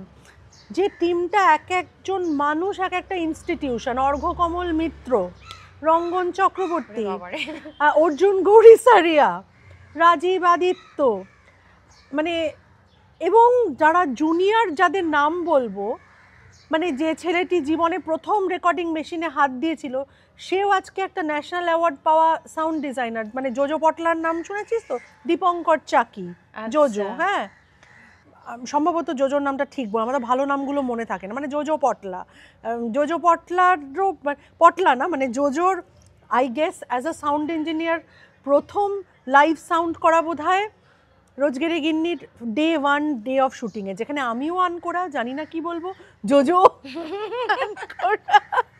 এবং যারা আমার ফেসবুক প্রোফাইল ফলো করেন দেখবেন ওখানে রবিন অধিকারী বলে একজন প্রায় দিনই আমার ফেসবুক নর্মাল পোস্টে পোস্ট করেন, বাচ্চুদা বলে আমি যাকে সম্বোধন করি। এই বাচ্চুদা হচ্ছেন সেই লাইভ সাউন্ড টেকনিশিয়ান যার জীবনের প্রথম কাজ ছিল গাছের পাতায় রোদের ঝিকিমিকি। তার মানে বুঝতে পারছেন যে আমরা কোন সময়কার টেকনিশিয়ানদের সাথে আজকের জুনিয়র ছেলেটির সঙ্গেও আমরা কাজ করেছি, এতটা বড় সময় আমরা দেখে এসেছি আর এত গুণী মানুষদের সঙ্গে কাজ করেছি যে এই এদের সাথে কাজ করাটা জানিস তো ফিল্ম স্কুলে শেখার মতো। তো ওই কাজ করতে গিয়ে কাজ শিখেছি। এই পরমা, এটা না আমরা আরেকবার টেক করবো, আমি তো আন করো, আমি জানি না যে একটা শটের প্রথমটাকে বলা হয় মাস্টার, তারপরেরটাকে বলা হয়, বলে ওসব তোর জানার দরকার নেই, তোকে যেটা বলছি তুই সেটা কর, তুই যেটা বললি সেটা এক্স্যাক্টলি সেটা আরেকবার বলবি। এবার ঘটনা হচ্ছে আমি তো এই যে বলে যাচ্ছি হুড় করে, আমার তো কোনো স্ক্রিপ্ট নেই, রোজগেরে গিন্নির তো কোনো স্ক্রিপ্ট ছিল না। এবার আমি বললাম আমি যেটা বলে গেছি আমাকে একবার শোনাতে পারবে, কেন আমি কি বলে গেছি আমার তো খেয়াল নেই। তো ওইটা মাঝে মাঝে একটু সমস্যা হতো যে আমি এক্স্যাক্টলি যেটা বলেছি বা বলতে বলতে যদি কোথাও হেঁচকি এসেছে সেটা তো আমার সেকেন্ডবার আসবে না। কিন্তু আবার এইটাই একটা সাংঘাতিক দক্ষ টেকনিক্যাল টিমের সাথে কাজ করার মজা, যে তারা তো জানে যে তারা কোনটুকু ইউজ করছে। Editor strong, absolutely. আমার মনে আছে একবার আমার রোজগেরে গিন্নি শুটিংয়ে, মানে এরকম কিন্তু প্রচুর হতো, মানে এই কারণেই এই রোজগেরে গিন্নিটা লোকের মজা লাগতো না বলো। এবার একটা এপিসোডে শোন, আমরা এক একদিন এক একজনের, মানে আমাদের কোনো তো ফিক্সড জায়গা নেই, মানে প্রত্যেকের বাড়ি, প্রত্যেকের situation, every day gave us new experience and new challenges. হ্যাঁ, we also learned, the team also learned. আর কোনো ধরা বাঁধা রুল ছিল না বলে the producers were open to experimenting and exploring. তো সেই জন্য আমাদের খুব মজা হতো কাজটা করতে, আর চ্যালেঞ্জও ছিল। সেই সারপ্রাইজ এলিমেন্টটাই ওটার মানে মজাটাকে ধরে রাখতো, বোর্ডাম আসতে দিত না, সোজা কথা। এবারে একবার আমার মনে আছে খুব মানে সর্দি হয়েছে, আমার এমনিতেই একটু অ্যালার্জি আছে, তো সর্দি হয়েছে, সর্দি প্রচুর, সারাদিন সর্দির ওষুধ টষুধ খাচ্ছি, চা খাচ্ছি, এইসবকে শুটিংটা করে যেতে হবে। তো শুটিংয়ে কি খেলার একটা রাউন্ড, এই ট্রেতে এরম করে আপনি সাজান, বলুন কি খাবারের নাম। তো এটা হতে হতে আমি হঠাৎ করে একটা অন ক্যামেরা, এরকম সামনে ক্যামেরা আছে, আমি মানে প্রচণ্ড জোরে হেঁচেছি। হ্যাঁ, মানে একদম সেই রাবণের হাঁচির মতো এক করে হ্যাঁচো একটা। কাট কাট কাট কাট কাট কাট সব ঠিকঠাক হলো, রুমাল টুমাল এলো, ভালো করে নাক টাক ঝেড়ে সেকেন্ড একটা ওকে টেক হলো। ও মা, এবার এডিটিং রুমে কি হয়েছে তো আমি জানি না, যখন টেলিকাস্ট হচ্ছে দেখি ওরা হাঁচির টেকটাকে রেখেছে, তারপরে একটা বিশাল বড় ব্ল্যাক আউট, এবং সেখানে একটা গ্রাফিক্স বানিয়েছে হাঁচির জন্য বিঘ্ন ঘটায় দুঃখিত। বাবা, মানে দিস ওয়াজ ব্ল্যাক ম্যাজিক, যাদের হাত দিয়ে পাতাল ঘরের মতো ফেনোমেনাল সিনেমা বেরিয়েছে। বল, মানে স্বরলিপি বলে বাবারে, তোমার সাথে আমার ওখানে একদম খাওয়াতে, মানে আমি যত গুণী ব্যক্তিদের সাথে আলাপ হয়েছে এবং খুব মজা লাগছে। মানে মীরকেও, মানে সবাই এই যে মীর পরে মিরাকেল টিরাকেল অনেক কিছু করেছে, কিন্তু হাউমাউ খাও, পেন্টাথলন আর হাউমাউ, হ্যাঁ পেন্টাথলন আর হাউমাউ খাও, এক্স্যাক্টলি দুটো থেকে মানে এত এই যে ভাবনাগুলো ভাবা, ইন্টেলেকচুয়াল, মানে এটা মনে হয় যে একদম ক্লাস, এক্স্যাক্টলি একদম পাতি থটস, কিন্তু সবার মধ্যে সেটাই হচ্ছে যে কারা, who are the brains behind the program, সেটা দেখ, মানে the best creative minds use to. Exactly. আর সত্যি মিস করি আমরা সেই সব গোল্ডেন ডেজ। আমি তো সত্যি মিস করি। আমার মনে হয় যে এই জেনারেশন ওই জিনিসটা আমি কিছুটা হলেও পেয়েছি সেটা পুরো মিস করে যায়। কি বলতো মানে আমি বলবো ওই যে বিনোদনের মাধ্যম বদলেছে, কিন্তু নন ফিকশনটাই তো নেই আর। টিভিতে নেই এখন নন ফিকশন কন্টেন্টের জন্য মানুষ কি দেখে বলতো, YouTube। ওটিটি দেখে, ফোন ঘাঁটে, রিল দেখে, সেইটা তো ইউটিউব নেই, দেখে। সেটা তো নেই, সেই বিনোদনটা তো নেই। ওই যে একজনে মানে পাঁচজনে একসঙ্গে বসে হুম, কফি খেতে খেতে, চা খেতে খেতে হ্যাঁ হ্যাঁ হ্যাঁ করে একটা মজা দেখবো, একসাথে খেলা একদম। দেখার যে মজা, সেইটা সেইটা, আর নেই, নেই। সেটা খুব মিস করি। টেলিভিশনে আমার মনে হয় এই জায়গাটা ফেরত আনাটা খুব দরকার, যদিও আমি জানি না যে সেটা সম্ভব কতটা কি হবে না হবে, কিন্তু ওটিটি আর টেলিভিশনের ব্যাপারটা যে এক নয়, ওটিটি এখন খুব সাকসেসফুল ওটিটি, কিন্তু এই যে একসাথে বসে দেখার যে মজাটা, যেটা টাইমে ওই টাইমের পর আর দেখা যাবে না, তুমি ওটিটি যখন খুশি দেখতে পারো। রাইট, সেই টাইমের পর মা আজকে মিস করে এ গেলাম। মা আজকে মিস করে পড়াটা আর গেলাম। হলো না, এই আজকের অঙ্কটা শেষ আর হচ্ছে না, কখন যাবো ওটা দেখতে। আমার তো মনে পড়ে দূরদর্শনের ইয়ের কথা, সেই চিত্রহার ছোটবেলায়। ওরে বাবা, আর তখন গান মানেই চিত্রহার। বেশ, আমার বাড়িতে তো জানিস মজার ব্যাপার হচ্ছে, আমার বাড়ি একটু পড়াশোনা ঘেঁষা বাড়ি ছিল, তো আমার বাবার বদ্ধমূল ধারণা ছিল যে বাড়িতে টিভি আনলে মেয়ে তো বকে যাবেই, ফলে মেয়ে যতদিন না ভালোভাবে মাধ্যমিক পাস করছে বাড়িতে কোনোভাবে টিভি আনা যাবে না। তোমার মাধ্যমিকে স্টার ফার র্যাঙ্ক ট্যাঙ্ক হলো, তারপরে বাড়িতে টিভি এলো, হ্যাঁ কালার টিভি এলো, একবারে কালার টিভি এসে। আর আমার তার আগে অবধি আমি এই যে 70 এবং 80 দশকের যে ধুন্ধুমার হিন্দি এবং বাংলা ছবি, হ্যাঁ বাংলা ছবি অত না হলে মানে ধুন্ধুমার হিন্দি ছবি, কোনোটা পুরোটা দেখিনি। কেন জানেন? তখন ছবির মাঝখানে প্রচুর পরবর্তী অংশ সংবাদের পর এবং ক্লাইম্যাক্স লাস্ট 15 মিনিট ছবির হচ্ছে সেকেন্ড সংবাদের পর। আমার তো কাট অফ টাইম ছিল 8:30টায় বাড়ি ফিরবে, মানে টিভিটা তো পাশের বাড়িতে দেখতে যাচ্ছি, তো আমার তো টাইম মানে কারফিউ শুরু 8:30টার পর।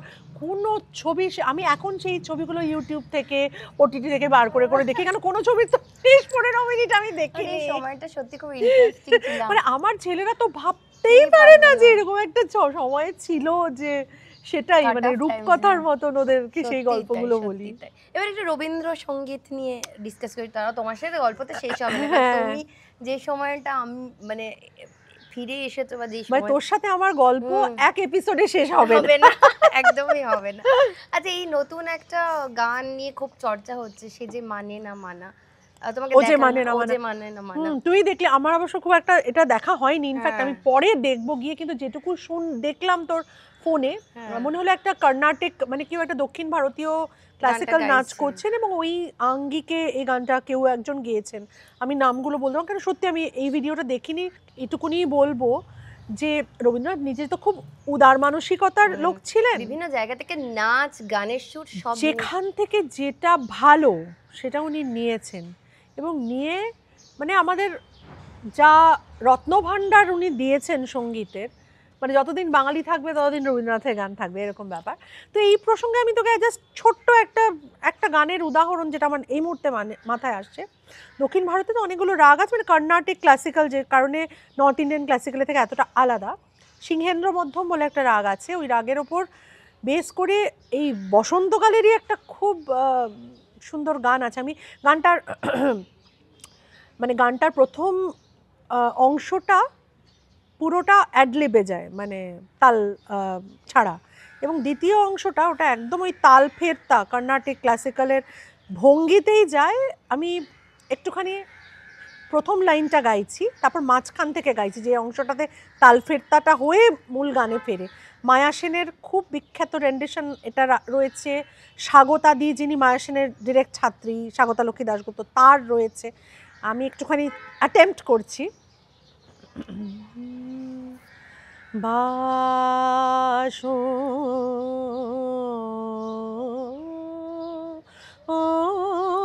বাসন্তে হে ভুবন মোহিনী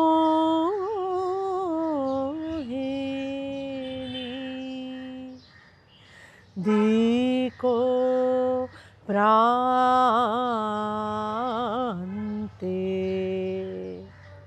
বন বনানী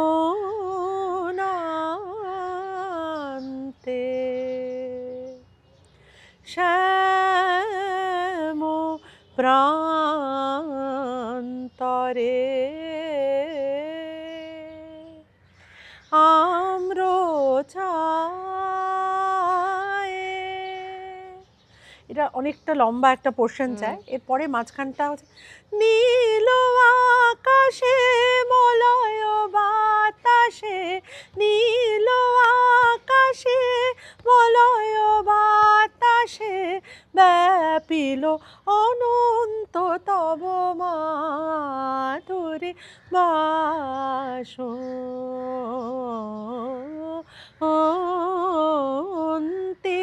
হে ভুবন মোহিনী।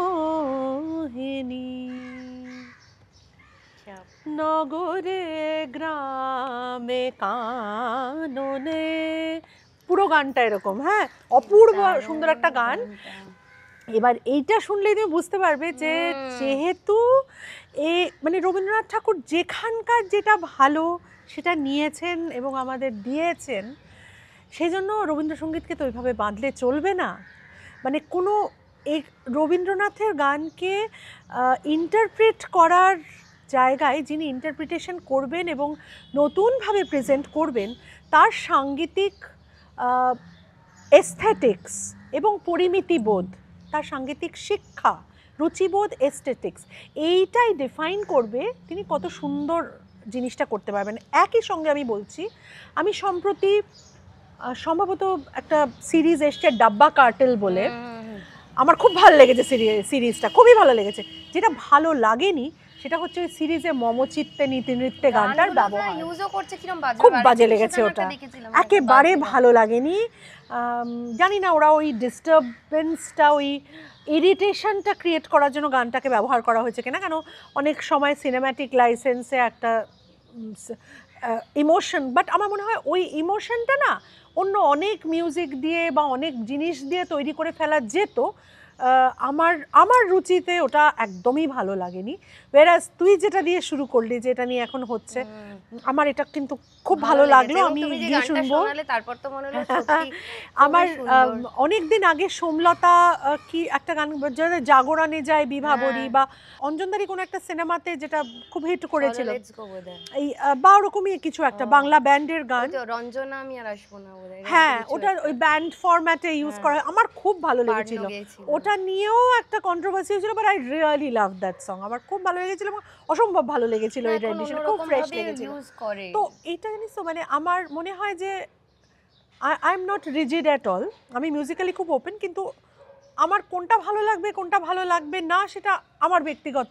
যেমন এইটা আমার ভালো লেগেছে, আবার যেটা বললাম যে ডাব্বা কাটালের মমচিত্রটা একদম ভালো লাগেনি, ওটা আমার মনে হয়েছে যে পূর্ণিমাদি যখন এসেছিলেন, পূর্ণিমাদিকে জিজ্ঞেস করেছিলাম যে ইউটিউব দেখে কি নাচ শেখা যায়, তো তোমাকেও সেম প্রশ্ন, ইউটিউব দেখে কি গান শেখা যায়?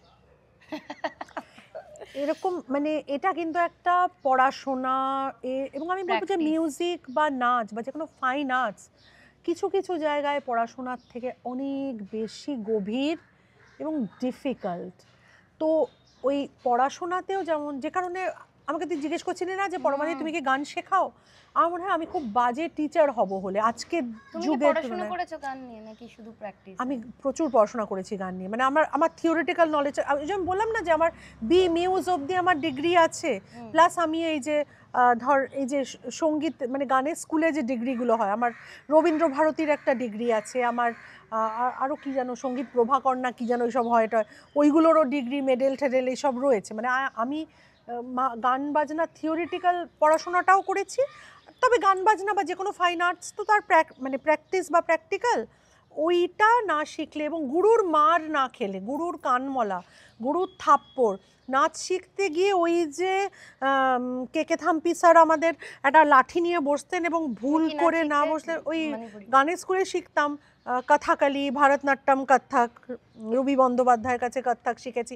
মারটি না খেলে কিন্তু শিক্ষা হবে না। আমি কিন্তু সেই স্কুলের স্টুডেন্ট যে গুরুর কাছে থাপ্পড়টি না খেলে, কানমলাটি না খেলে, মাথার পেছনে ধাম করে গাট্টাটা না খেলে কিন্তু একটা ছাত্র ঠিকঠাক শিখবে না, এটা আমি মনে করি। তো সেই জন্য আমার মনে হয় আজকের যুগে দাঁড়িয়ে না আমি খুব অচল টিচার, কেননা আমি গান শেখাতে গেলে যদি খাটাস করে একটা দিই, তারপর ছাত্রর মা এসে আমাকে বলেন আপনার নামে আমি পুলিশে কমপ্লেন করব, বা আমি ছাত্রকে বা ছাত্রীকে একটু বেশি বকে দিই, হ্যাঁ, কেন না বকলে, না গাঁটটা খেলে কেউ, আমি অন্তত বিশ্বাস করি যে কেউ কিছু শিখবে না, they will take it too lightly. একটা বাচ্চার একটা সার্টেন লেভেল অফ ম্যাচিওরিটি তৈরি না হলে সে বুঝতেই পারবে না যে তাকে ধরে বেঁধে কেন বসে এই জিনিসটা 50 বার করানো হচ্ছে, বা যখন তাকে বলা হচ্ছে যে তোমার সাটা সায় লাগছে না, রেটা রেতে লাগছে না, সে তো বুঝতে পারছে না, সে তো ভাবছে আমি তো সারে গামাই গিয়ে যাচ্ছি। তো সেইটা কিন্তু একটা, it is very to a great extent ওই ডিসিপ্লিনটা দরকার।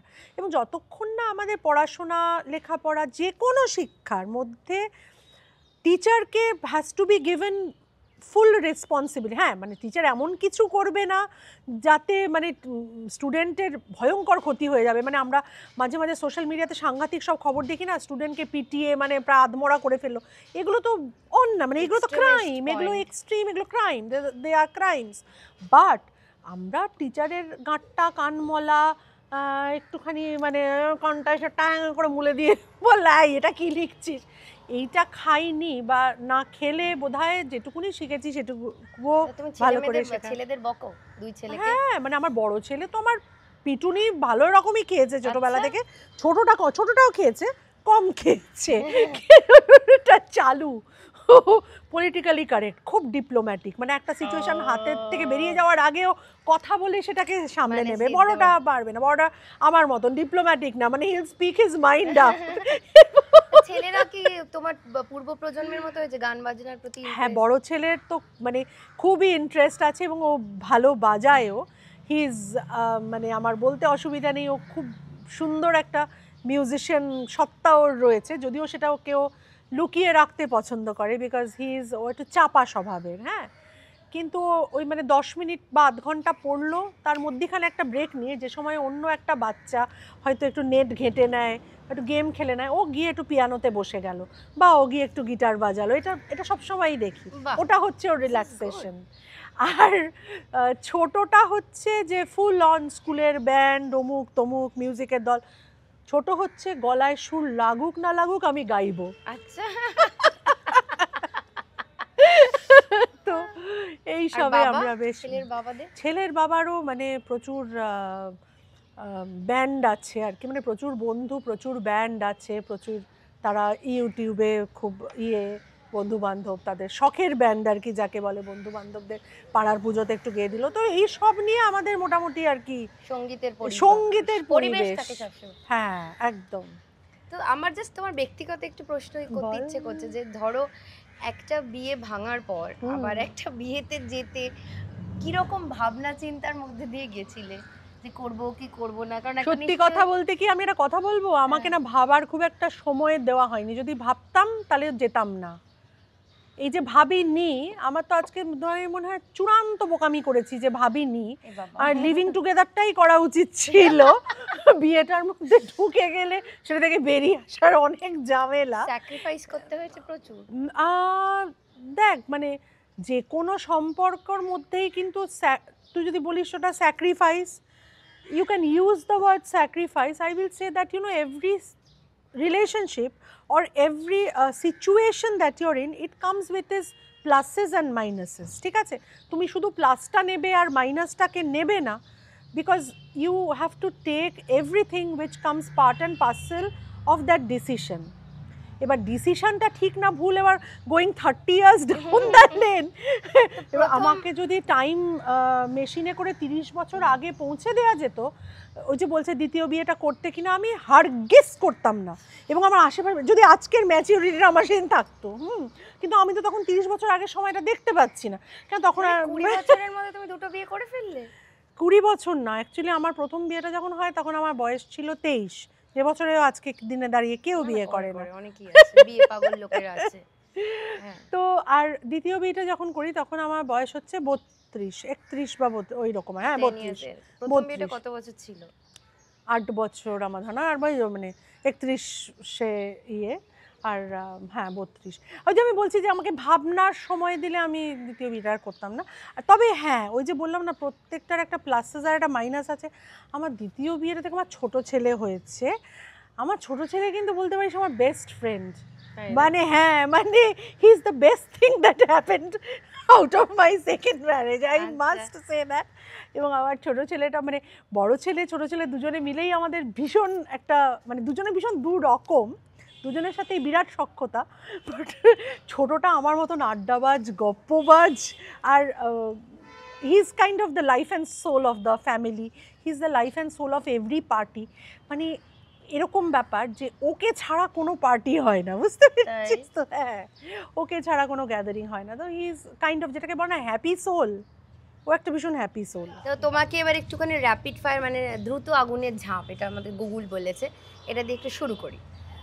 5টা প্রশ্ন থাকবে তোমার জন্য। সবচেয়ে পছন্দের আধুনিক বাংলা গান? প্রচুর আছে, একটাই কি ইয়ে করা যায়?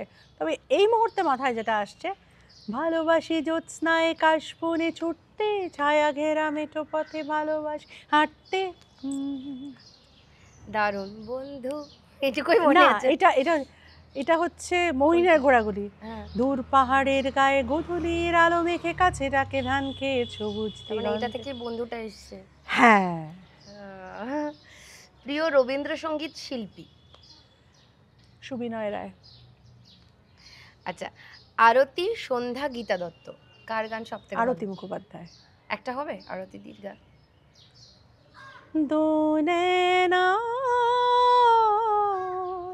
एक कहानी हो, थोड़ा सा बादल थोड़ा सा पानी और एक कहानी। क्या बात। মন খারাপ হলে বই পড়ো না ঘুরতে যাও? দুটোই। ঘুরতে যাওয়ার অপশনটা সবসময় থাকে না, বাট চান্স পেলে ঘুরতে যাই, সময় বা সুযোগ না হলে বই পড়ি বা ইদানিং রিলস দেখি, ইউটিউব দেখি। ড্রাই ফ্রুট কেক না brownie with hot chocolate and ice cream? আবার বৈঠকে। Brownie with ice cream. জানি তো আমি তোমার সেই শরীর খারাপের সময় আমার কি মন খারাপ হয়েছিল, কোভিডের সময় বেচারা ডায়াবেটিসে, সেই সময়টা কোপ আপ করলে কি করে? আমার না again being a number 4 I am blessed. আমার ইটার্নাল মানে ওটাতেই আমার ড্রাইভিং ফোর্স হচ্ছে আমার মনের জোর। আমি মনের জোরে এমন অনেক কিছু করে ফেলতে পেরেছি, টাচউড, অনেক সিচুয়েশনকে ফেস করতে পেরেছি, অনেক যুদ্ধ সামলে উঠেছি শুধুমাত্র মনের জোরে। তো ওই যে আমি ভগবানকে সবসময় একটাই প্রার্থনা করি যে মোরে আরও আরও আরও দাও প্রাণ, আর ওই যে বিপদে আমি না যেন করি ভয়, এটা হচ্ছে আমার জীবনের মূল মন্ত্র। এটা মানে যখনই ভেঙে পড়ি মানে রবীন্দ্রনাথ সবসময় সহায়, ওই জন্য তো মেয়ের নামও সহচরী রেখেছি আমি, মানে কিছু করার নেই রবীন্দ্রনাথ স্যার। আরে অভিনয় কেন করলেন এটা না জিজ্ঞেস করতে ইচ্ছে করছি, বোধহয় করেওছো তুমি, আমি দেখেছি ইচ্ছেতে। বন্ধুদের ওই বললাম বন্ধুদের আবদারে। আর সত্যি কথা বলতে কি আমি না অ্যাঙ্কারিংটা সুন্দর, তুমি এত সুন্দর কথা বলো মিষ্টি। শুন যখন আমি টেলিভিশন করতাম, আমি তোকে বলছি না সবার আগে আমি টেলিভিশনে গান গাইতে যেতাম, মানে যখন সিরিয়ালের গান টান গাইছি উদীয়মান মিউজিক ডিরেক্টরদের জন্য, তখন ওই সিরিয়ালের টেকনিক্যাল টিম, তার প্রোডাকশন ম্যানেজাররা তো আমাদের অ্যাকচুয়ালি বিরাট কাস্টিং ডিরেক্টর এখানকার। তো আমিও তখন মানে যখন আমার ধরে নি হ্যাঁ দুনিয়ায় তো তো আমাকে প্রথম বোধহয় শুটিংয়ের অফার দিয়েছিলেন অনিক দত্ত এলকো শ্যাম্পুর জন্য। আচ্ছা হ্যাঁ আমি এরকম বসেছি, তখন আমার বাড়ি এতটা লম্বা চুল, বলছিল একটা শ্যাম্পুর অ্যাড আছে করবে? আমি বলছিলাম না। বললো কেন, বাবা বকবে? আমি বললাম হ্যাঁ। তখন আমার মানে বিয়ে পরীক্ষার রেজাল্ট বেরোয়নি, ওইটা আমি করিনি বলে ওটা জুন করেছিল, জুন মানে জুন বালিয়া, ও তখন মানে আমরা এক্স্যাক্টলি এক বয়সী। তো এটা আমার মনে আছে যে সিরিয়ালে গান গাইতে গেলে আমার দিনে 7টা করে অভিনয়ের অফার আসতো। হ্যাঁ কিন্তু আমি কোনোদিনই মানে চিরকালই আমি মনে করেছি যে যেটা করব সেটা না শিখে আসা চাই। আমি খুব এই মানে ডিসিপ্লিনড লার্নিংয়ে বিশ্বাসী। ওই যে বললাম টিচারের বাড়ি থেকে এসছি, তো যে আমি বিশ্বাস করি যে যত ট্যালেন্টই থাকুক না কেন তুমি যদি না শেখো বা না রেগুলার চর্চার মধ্যে থাকো, তোমার ট্যালেন্টে মরচে ধরে যাবেই এবং তুমি একটা জিনিসকে না প্রফেশনাল গ্রেডে করতে পারবে না। এই যে অনেকে জিজ্ঞেস করে না যে আমি এখন ব্লক প্রিন্টিং করছি, আমি কিন্তু ব্লক প্রিন্টিংটা শিখেছি, মানে পারমিতা বিশ্বনাথনের ডিজাইনের ব্লগসগুলো কেনার আগে বা একটা ইনভেস্টমেন্ট করার আগে আমি ক্রাফটটা শিখেছি। আমাকে ছেড়ে দিলে আমি গোটা একটা জিনিস প্রিন্টিং করে আমি নিজের মানে I know that craft before I have, otherwise আমি ওটাকে ঠিক করে করতে পারবো না। তো সেভাবেই আমি বিশ্বাস করি যে আমি তো অভিনয়টা কোনোদিন শিখিনি, মানে আমি থিয়েটারে শিখিনি, মানে I am not a trend actor নই বলে যেটা আমি গানে করে দিতে পারি, ইমোট করতে পারি, ওই যে অ্যাক্টিংটা আমি গানের ক্ষেত্রে করতে পারি, ওই অ্যাক্টিংটাই কিন্তু আমি আমার ফেশিয়াল মাসলস বা চোখের মধ্যে আনতে পারবো না যদি আমাকে আনতে বলা হয়, যেটা একটা অ্যাক্টরের ভীষণভাবে জানা দরকার। আমাকে দেখতে সুন্দর বলে আমি ভাই মানে ক্যামেরার সামনে গিয়ে দুটো ডায়লগ বলে দিলাম, টিনের তলোয়ারে আছে না, সে আমি ভাবলাম হাসবো ফিরবো ঘুরবো ফিরবো, এই যে দেখি বাবা স্কুল। আজকেরকার দিনে বেশিরভাগ মেয়েরাই ভেবে ফেলে যে একটু সুন্দর দেখতে হলাম, ক্যামেরার সামনে দুটো রিল বানিয়ে ফেললাম, হয়ে গেলাম, কিন্তু সেটা তো নয়। এই পিছনে struggle and methodical learning, because again I am telling you যে যারা আমাকে যে রোলে দিয়েছিলেন তারা যে রোলটা দিয়েছিলেন that was very close to my actual nature, what I am, যে কারণে আমাকে খুব একটা সত্যি কথা বলতে কি ওদের ডায়লগগুলো ছাড়া আমাকে খুব একটা অভিনয় করতে হয়নি। হ্যাঁ, ভারী মজা হয়েছিল সেটা গল্ফ গ্রিন। আর again you have to see, মানে যাদের জন্য অভিনয় করেছি তারা বিশাল মাপের ডিরেক্টর, একজন শিবপ্রসাদ মুখোপাধ্যায় যিনি একাধারে তুখোর অভিনেতা এবং একজন মানে তুখোর ডিরেক্টর, সাকসেসফুল প্রডিউসার ডিরেক্টর। হ্যাঁ, আর এদিকে লাবণ্য সংসার হচ্ছে রানাদা সুদেশ নাদি, যাদেরও এতগুলো ছবি, এতগুলো সাকসেসফুল প্রোডাকশন। সো ওই যে খুব গুণী মানুষদের ছত্রছায়ায় কাজ করাটা একটা ভালো স্কুলে পড়ার মতন হয়ে গেছে কাজগুলো। আমি করিনি কিছু, আমাকে দিয়ে করিয়ে নিয়েছেন, এরকম আমি বিশ্বাস করি। যাই হোক, করেছিল বলে একটা এক্সপিরিয়েন্স, এবং আমরা দেখেছি এবং যথেষ্ট মজা হয়েছে, ভালো হয়েছে, খুব ভালো কাজ করার সুযোগ পেয়েছি। একদমই তাই। আর একটু ভালো ভালো কাজ হোক, পরমাদি আরো সুন্দর সুন্দর গান আসুক। আর তোমার এই যে তোমার বুটিকটা, আমি না সবাইকে একটা কথা বলতে চাই, সেটা হচ্ছে পরমা বন্দ্যোপাধ্যায় কিন্তু গান করা ছেড়ে দেয়নি। পরমা বন্দ্যোপাধ্যায় ভালো সুযোগের অপেক্ষায় আছে। আপনাদের যাদের ধারণা যে পরমা বন্দ্যোপাধ্যায় একটা গান গাইতে গেলে 20,000 টাকা নেবে, পরমা বন্দ্যোপাধ্যায় ফ্রিতে প্রচুর লোকের জন্য প্রচুর গান গেয়ে দিয়েছে। এগুলো আমি এখানে এই প্ল্যাটফর্মে বলছি বিকজ এগুলো বলার কেউ নেই, আমার কোনো পিআর কোম্পানি নেই যেগুলো আপনাদের দৌড়ে দৌড়ে গিয়ে কথাগুলো বলতে পারবে। তাই আমি বলছি আমি এখনো ফাটিয়ে গান গাইতে পারি এবং আগামী 10-15 বছর গাইবো। তাই আপনাদের মধ্যে উদীয়মান মিউজিক ডিরেক্টর যারা মনে করছেন যে আপনাদের কোনো কাজের জন্য আমাকে দিয়ে গান গাওয়ালে আপনাদের কাজটা ভালো হতে পারে বা আমি আপনাদের জন্য গান গাইতে পারি, আপনারা এটা ভাববেন না যে টাকা পয়সাটা আপনাদের জন্য একটা প্রতিবন্ধকতা। আমি কিন্তু গান গাইতে পারি এবং গান গাইতে চাই। আপনারা আমাকে গান গাইতে বলে একটা সুযোগ দিয়ে দেখুন যে আমি ডেলিভার করতে পারি কিনা, এইভাবেই বললাম। এবং আমি এই ইন্সপিরেশনটা পেয়েছি নীনা গুপ্তাজির কাছ থেকে। সত্যি তাই, তারপর থেকে কি সুন্দর কাজ করছেন, একদমই তাই। 2.1 আর তোমার বুটিকের নামটা আরেকবার বলো। কলাকৃতি। তো এটা কি তোমার ওয়েবসাইট আছে? হ্যাঁ, www.kalakriti/poroma.com।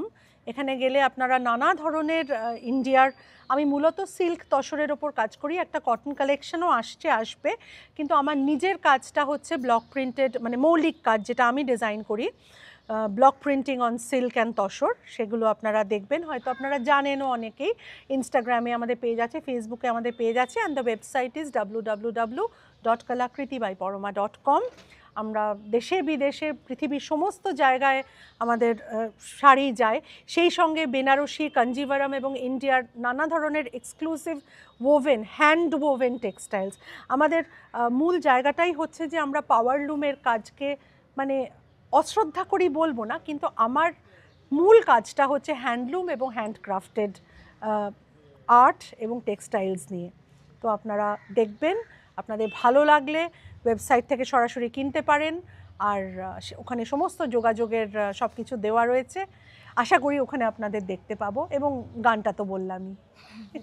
অসাধারণ লাগলো তোমার সাথে আমারও আড্ডা দিতে, এবং ভীষণ ভালো লাগলো। খুব মজা লাগলো, এবং একদম মন খুলে আড্ডা দেওয়া তো ওরকম হয় না, সেই সঙ্গে খাওয়া।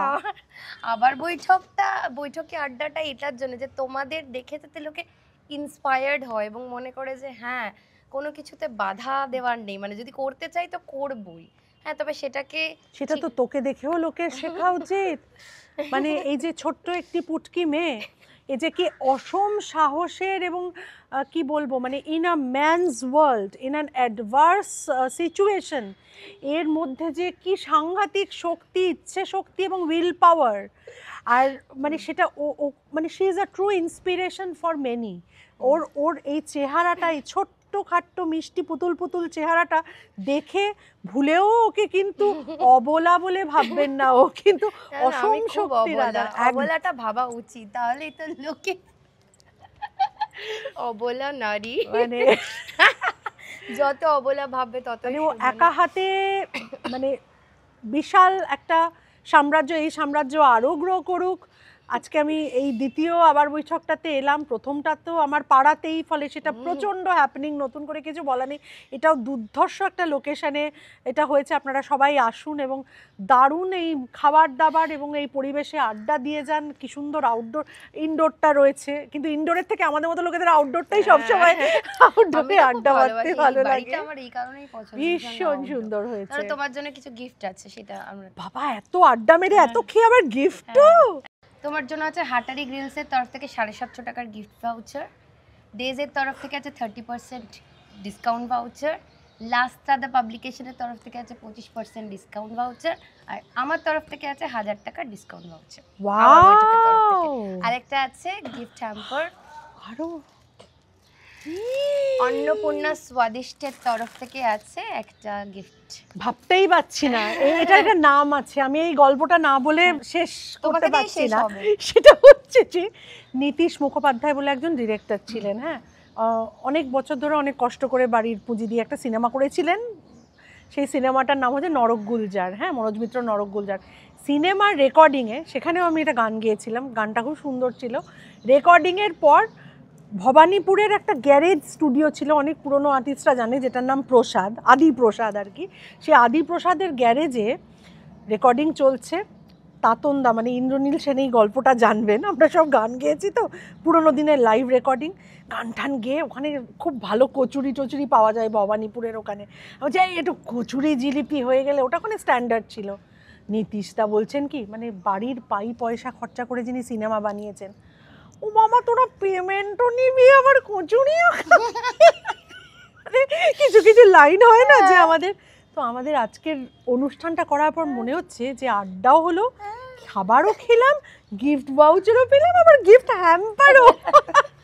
এটা হচ্ছে সেই পেমেন্টও নিবি কচুরিও খাবি সিচুয়েশন। থ্যাংক ইউ আবার বৈঠক and all the sponsors who are making this happen. বলে এটা সবথেকে আমার ভালো লাগবে আবার বৈঠক। এবং তুমি কি আমার গানটা শুনেছো? কিন্তু তোর গানটা মানে এই এর গানটা টাইটেল সংটা শুনেছি, খুব ভালো লেগেছে, কিন্তু গানটা তো মুখস্থ নেই, সেই জন্য ভালোবাসি জ্যোৎস্নায় কাশবনে ছুটতে, ছায়া ঘেরা মেঠো পথে ভালোবাসি হাঁটতে, দূর পাহাড়ের গায়ে গোধূলির আলো মেখে, কাছে তাকে ধান খেয়েছো বুঝ দিগন্তে, তবুও কিছুই কেন ভালো যে লাগে না কেন, উদাসী পথের মাঝে মন পড়ে থাকে যেন কোথায় রয়েছে ভাবি লুকিয়ে বিষাদ, তবুও যখন দেখি ওরা কাজ করে গ্রামে বন্দরে, শুধু ফসল ফলায় ঘাম ঝরায় মাঠে প্রান্তরে, সবাই গাও, তখন ভালো লাগে না কোনো কিছুই, সুদিন কাছে এসো ভালোবাসি একসাথে এসব কিছু। Thank you. এবার কিন্তু প্রশ্নের পালা। প্রশ্নটা খুব ইন্টারেস্টিং। আশা করি আপনাদের এপিসোডটা ভালো লেগেছে, মন দিয়ে দেখেছেন এপিসোডটা। আর হ্যাঁ, উত্তরটা কিন্তু অবশ্যই এর নিচে দেওয়া মেল আইডিতে দেবেন, কমেন্ট বক্সে প্লিজ দেবেন না। প্রশ্নটা হলো পরমা বন্দ্যোপাধ্যায় কোন ফিচার ফিল্ম মানে কোন সিনেমাতে প্রথম প্লেব্যাক সিঙ্গিং করেছিলেন? বুঝে গেছেন? উত্তরটা দিন এবং জিতে নিন আকর্ষণীয় পুরস্কার। আর হ্যাঁ, ভালো লাগলে অবশ্যই কমেন্ট করুন, শেয়ার করুন আর সাবস্ক্রাইব করুন এবং করান। Thank you.